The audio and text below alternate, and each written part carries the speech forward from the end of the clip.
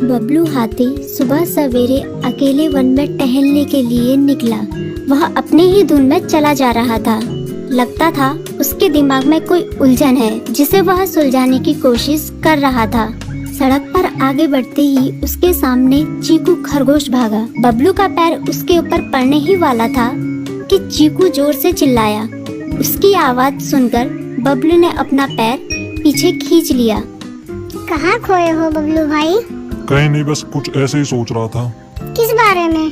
तुम जानकर क्या करोगे? शायद मैं तुम्हारी कुछ मदद कर सकूं। तुम तो जानते हो आजकल वन में कितनी चोरियां हो रही हैं, पर चोर का कोई अता पता ही नहीं है। इस बात को लेकर वन के सारे प्राणी चिंतित थे। वे वहाँ खुद को सुरक्षित महसूस नहीं कर रहे थे। अरे चीकू भाई, हम मजबूर हैं। हम चोर को पकड़ ही नहीं पा रहे हैं। वह बहुत चालाक है और अपने काम को बड़ी कुशलता से अंजाम दे रहा है। कहीं कोई सबूत ही नहीं छोड़ रहा। हमारे राजा इस बात को लेकर बहुत चिंतित हैं। यही कारण है कि हम सब इस बारे में सोच रहे हैं। अब तुम मेरी इसमें क्या मदद कर सकते हो? मैं कुछ सोचता हूँ, हो सकता है मुझे कोई उपाय सूझ जाए। प्रयास करने में कोई हर्ज तो नहीं है। तुम ठीक कहते हो चीकू, लेकिन वन के गुप्तचर भी अभी तक इसका कोई हल नहीं निकाल सके। इतना कहकर वे चुप हो गए। बबलू की बातों ने चीकू को सोचने के लिए मजबूर कर दिया। चीकू को उदास देखकर बबलू बोला, तुम अपना मन छोटा मत करो। मुझे अच्छा लगा कि तुमने मेरी परेशानी को समझा। कभी मैं भी इस वन के लिए गुप्तचर का काम करता था।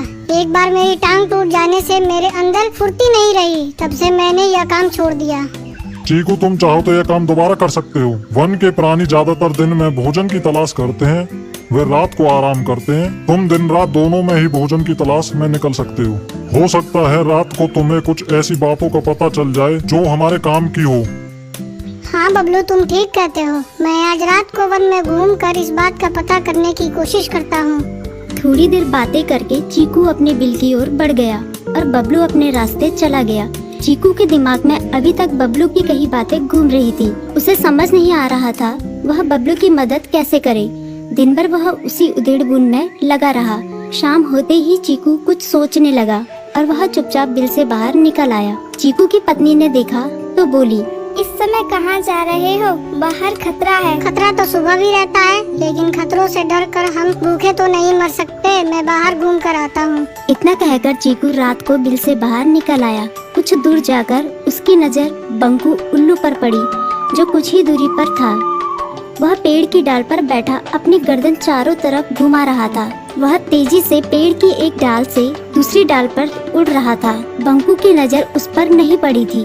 कुछ सोचकर चीकू पेड़ के पीछे से बाहर निकलकर थोड़ी खुली जगह पर आ गया और वहाँ से बंकू उल्लू को देखने लगा। बंकू ने चीकू को अंधेरे में भी देख लिया, पर उसने उसमें कोई उत्सुकता नहीं दिखाई और अपनी गर्दन चारों ओर घुमाता रहा। चीकू बड़ी देर तक बंकू की हरकतों पर नजर रखे रहा। वह थोड़ी देर तक खुले मैदान में खड़ा रहा, पर बंकू ने उसे देखकर भी अनदेखा कर दिया। उसने महसूस किया कि बंकू के आसपास चमकू चमगादड़ भी मंडरा रहा था। कुछ देर वन में घूमने के बाद चीकू अपने बिल में लौट आया और सुबह होने का इंतजार करने लगा। अगली सुबह बबलू उसी रास्ते में जा रहा था। रास्ते में चीकू उसका इंतजार कर रहा था। आज बड़ी जल्दी आ गए बबलू। हाँ, आजकल मुझे चिंता की वजह से नींद नहीं आती। कोई नई खबर है क्या? यकीन से तो मैं नहीं कह सकता, पर मैं तुम्हें ऐसे प्राणी का नाम बता सकता हूँ जो शायद चोरों की मदद कर रहा है। कौन है वो? बंकू उल्लू। इतना कहकर चीकू ने रात की घटना उसे ज्यों की त्यों सुना दी। इसे सुनकर बबलू का माथा ठनका। बबलू की आंखें चौंधिया गई। तुम ठीक कह रहे हो। मुझे आज रात बंकू और चमकू पर नजर रखनी होगी। इतना कहकर वे दोनों अपने अपने रास्ते चले गए। बबलू रात को अपने साथियों के साथ बंकू पर नजर गड़ाए रहा। उसकी संदिग्ध गतिविधियों को देखकर बबलू ने उसे उसके साथियों चंकी और संकी लोमड़ के साथ पकड़ लिया। बबलू ने सख्ती से पूछताछ करनी शुरू कर दी। तुम इस समय बंकू चमकू के साथ क्या कर रहे हो? हम चारों दोस्त हैं, इसलिए साथ बैठकर बातें कर रहे हैं।